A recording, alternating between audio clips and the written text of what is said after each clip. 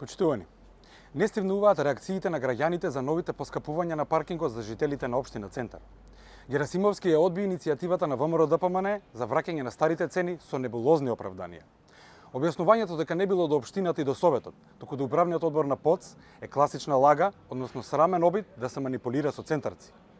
Го потсетуваме градоначалникот во заменување дека во Центар неговите партиски другари од Социјалдемократскиот сојуз владеат повеќе од една деценија. За се што се случува во општината, вклучително и повисоките цени на паркирањето за жителите, вината е кај кадрите на СДСМ. Итно бараме Советот уште на следната седница да му наложи на ПОЦ да го запре овој рекет кој го спроведуваат врз центарци, да го врати стариот ценовник и веднаш да престане да ја навредува интелигенцијата на центарци со оправданија дека не било до нив.